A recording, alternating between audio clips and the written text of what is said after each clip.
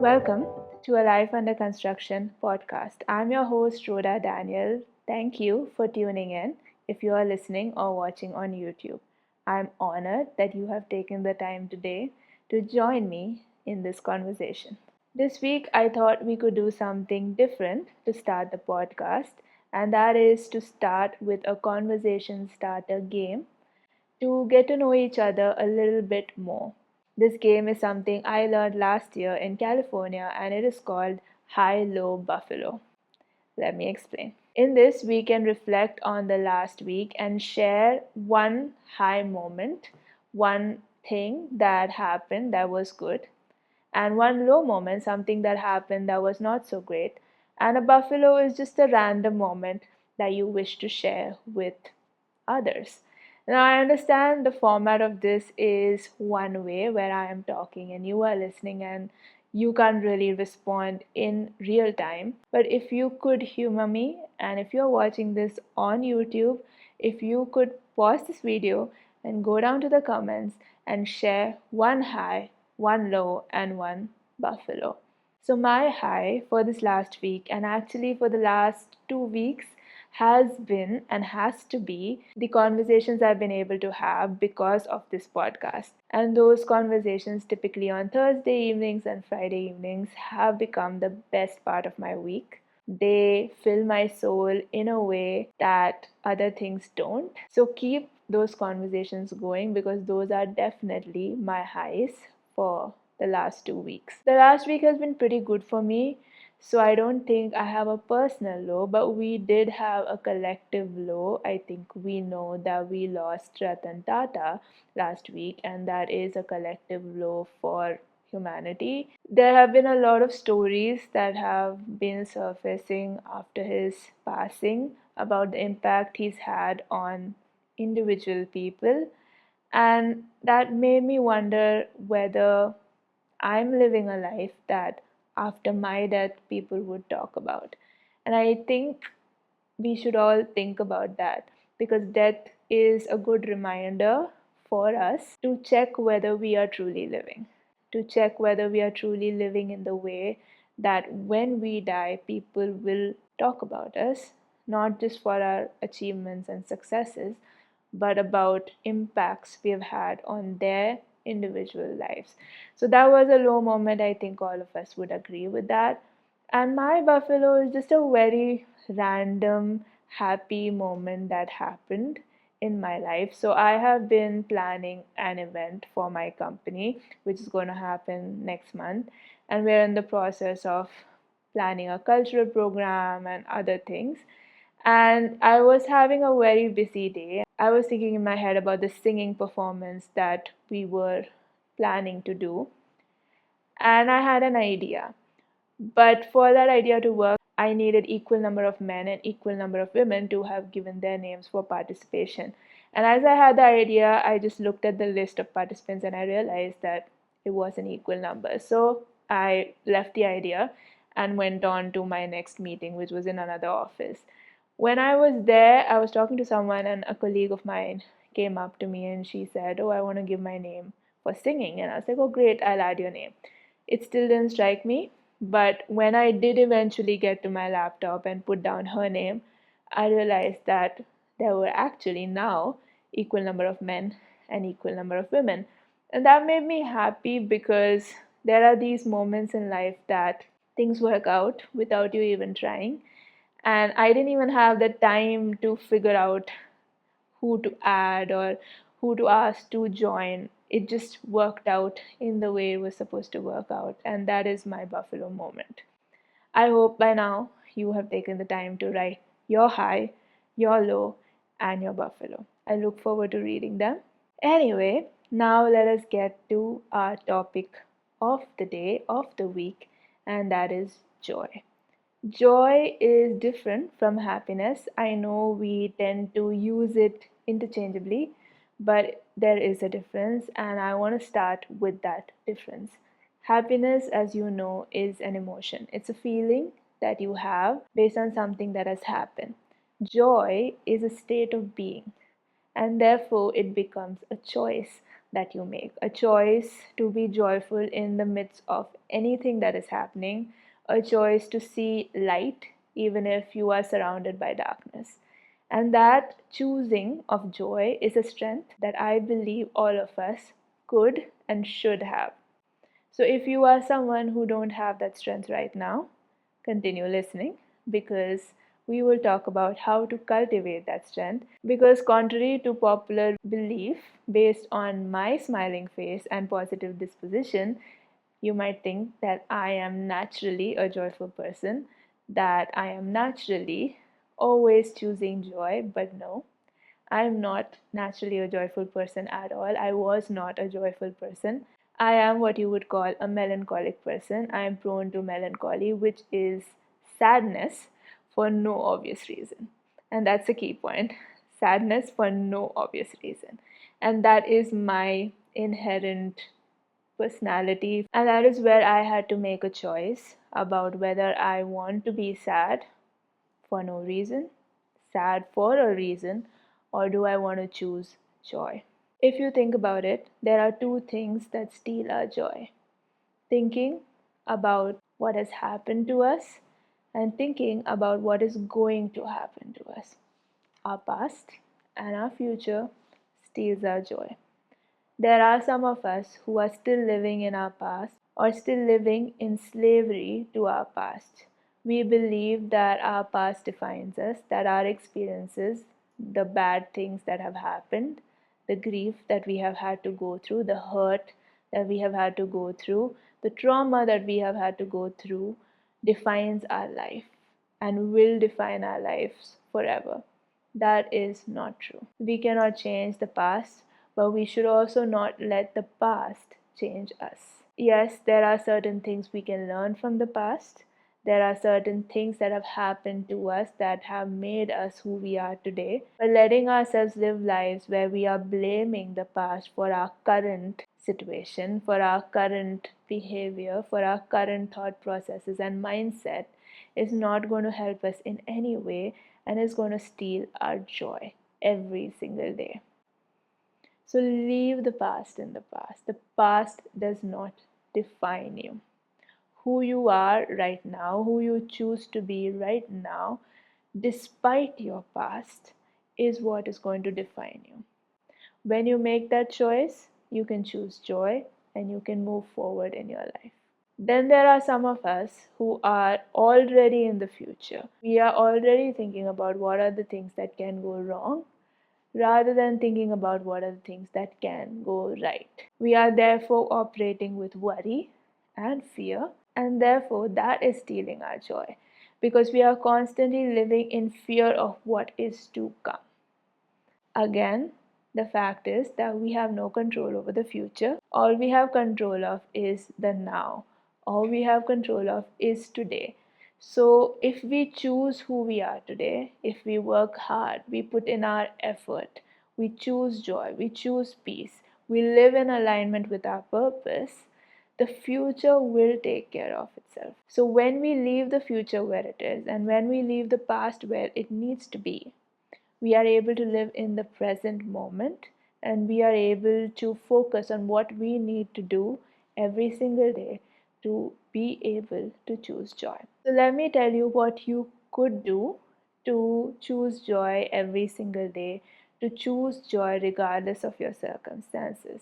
This is what I did, and I hope it helps you as well. The first thing is be grateful for what you have. No matter what you are going through in life, no matter how bad your situation is, if you look around you, you will always find one thing that you are grateful for. I promise you that. The problem is that we don't look around us. We take things for granted. And that is where we are not grateful for what we do have because our attention is focused on what we don't have. Even in my life, when I was going through one of my dark phases, when things were very bleak, I had this app that was called the 5 Minute Journal app on my phone.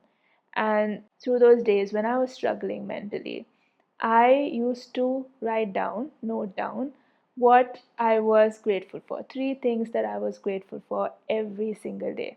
Now, I have not used that app for years, but I re-downloaded it when I was preparing for this video to just look at what were the things that I was grateful for in those moments where nothing was going right in my life. The things that I was grateful for were my bed, sleep, food, getting my work done for the day. These were very simple, basic things that I could find gratitude for, even in the midst of the darkest of days.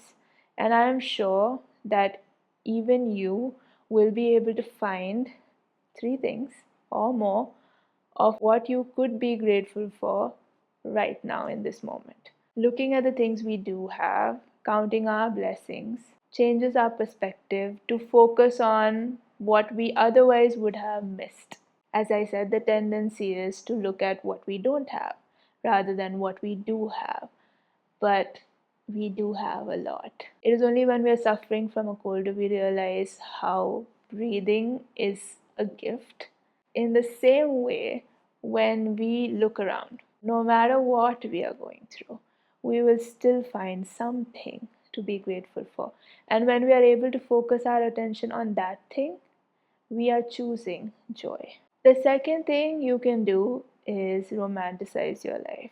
I know it's a trend on social media now, but I'm not talking about being delusional and ignoring the reality of your life, but it is about celebrating the little things. I'm that person who, on a random weekday, will take a fancy wine glass and fill it with Coke Zero and have that just to celebrate a random Tuesday. I was that person during the lockdown, COVID lockdown. I took my mattress to the terrace because I was like, I want to sleep under the stars and I want to do something different and I want to celebrate even though we're all stuck in our houses. And I didn't have anybody to do it with me. I just did it alone for the sake of it. And that is something you intentionally do regardless of the situation. I still make it a point to romanticize my life whenever things are very routine, very normal, kind of feel stuck. Just do something small like lighting a candle, and you feel like life is good again. The third thing to do is to cultivate that positive mindset. As I said, it is not something that comes naturally to everyone. I personally do not have that naturally, but I had to cultivate it. And I think I've trained my mind so well right now that even when things are really, really bad, I will still not see the bad, I will see only the good. You can either see a glass as half full or you can see it as half empty. The way I have trained my mind is that I see a glass, even if it is half filled, I see it as full and overflowing. Why? Because I see abundance even in scarcity. I have seen people who see abundance, who have everything. They have the cars, they have the house, they have the job, they have the finances, they have the family, they have everything, and yet they look at their lives and say or feel that this isn't enough. And I've also seen people who have absolutely nothing except for love and friendship and family. They look at their lives and they see abundance. They feel as if they have more than enough. And those are the people who also give others because they feel that I have and I will give whatever I have. When you look at your life with that abundance mentality, when you see whatever you have and think of it as abundant, that is a powerful perspective change that you are having, and that naturally will give you joy because you are seeing abundance where maybe others see lack. Our mind is very powerful and it's very trainable. It's not rigid. You can train your mind. And these are the things we should train our mind more in because these are the things that have a higher impact on the quality of our life. Sometimes, to get this kind of perspective change, you might need to interact with people or engage with people who have lesser than you. Because sometimes we are so trapped in our bubble of privilege that we don't realize that we have a lot to be thankful for. We have a lot to be joyful about. There are so many people in this world who do not have even a percentage of what we have. So if you are sitting here and you feel that your life is lacking, I would really encourage you to go and volunteer somewhere, spend some time with people in the community who are in need. And I believe that will give you a perspective shift. I know a colleague of mine who had once shared that he was never content with his life until he visited a small rural community.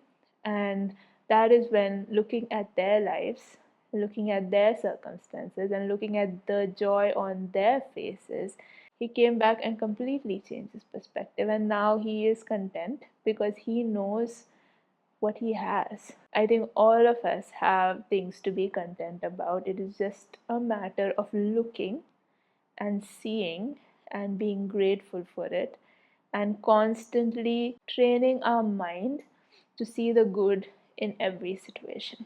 The fourth thing to do is to have faith that all things work together for good. So, when we have that acceptance, it frees us to just enjoy the moment, to just enjoy the present and do whatever we need to do in the present moment. I personally believe that there is a higher power, that there is a God who takes care of everything. And when you believe that, then you leave everything on God. You leave everything for that higher power to handle. And you have then the freedom to live your life in the best way possible. I know it's easier said than done, but as I said before, it is possible because I've done it. And I also think a lot of my learning about joy did come from my home, because my home was always a home of joy. My parents have always been joyful in all circumstances. And I think they've practiced the four things that I talked about. They've always been grateful for whatever they have had. They always took the time to celebrate the little moments. They had a positive mindset about everything, and they had faith that everything would turn out the way it needed to turn out. For a parent, I think there are two things that are very hard to go through. One is to see your child suffering, and the second is to face the death of your child. And my parents have been through both. They have seen my brother in his limited physical condition having to suffer through the 19 and a half years of his life, and then they had to face that eventual last day when he passed away. And even then, I saw them choose joy. I remember even in my brother's funeral, where we were in church and we as a family were singing a song, and we had tears streaming down our faces, but we also had smiles on our faces. And I think maybe people thought we were crazy and that we had lost it. But I know that that joy was there because we believed that everything happens for a reason. We had faith that all things work together for good. And we were grateful that my brother was now in a better place where he was not suffering as he was on earth. So when you can look at a hard situation like a death of a family member and still choose joy, I think you will win in life, because life is going to be unfair. Bad things are going to happen. But if you have learned how to face those bad things with joy in your heart, I think you are able to live life in a much better way. Joy is a choice. Joy can be chosen in the worst situation that you may find yourself in. And I know that some of you might say, I am grieving, I am hurt, I am heartbroken. How do I choose joy even in this situation? And I want to share what I heard recently in an interview where a man was talking about losing his adult son to suicide. And he was talking about how he and his wife handled that situation. It is a hard situation when you have your son shoot himself because of depression. But what he said was, we're not the first persons to go through this. There are many people who've gone through this, if not worse pain. So the thing that they could do as a family was not waste their pain. And he said these words. He said, "Don't waste your pain. Your pain makes you who you are, and your pain puts you in a very unique position to help others in that same situation. It is only a person who has battled depression who can help someone else with their battle. It is only a person who has gone through the death of a loved one who can help someone who's going through that same grief. So when we put ourselves in that position to choose joy, not happiness. Happiness, as I said, is a feeling and an emotion and is based on the situation. But when we choose joy, we choose gratitude, we choose to be thankful for whatever it is that has happened, we are able to channelize that pain or hurt or grief that we are going through and put it into helping someone, into serving someone, into pouring into someone else's life. And when you do that, it does not take away your pain, but it does reduce the pain a little bit, and it also gives purpose to the pain. This is something that I have seen multiple times, and the people who have been able to kind of overcome hard situations or make the most of hard situations were the people who have channelized their energies, their grief, their pain, their heartbreak into service. And that is a big aspect of choosing joy. So, if you are still listening at this point, and if you have, after hearing what I shared today, have decided to make that commitment to choose joy, I pray that you are able to garner every ounce of energy that you have right now to choose joy, to be grateful for what you do have, to celebrate the little moments, to see the good even in a bad situation, and to believe that everything works out for good. Thank you for listening. If you want to continue this conversation, if you have further questions, feel free to write to us at alifeunderconstruction.com, or follow us on Instagram and DM me there, and I will be happy to talk about the practicalities of choosing joy no matter what. Thank you once again for tuning in, and I will meet you again next week with another topic that will help you live the life you were meant to live.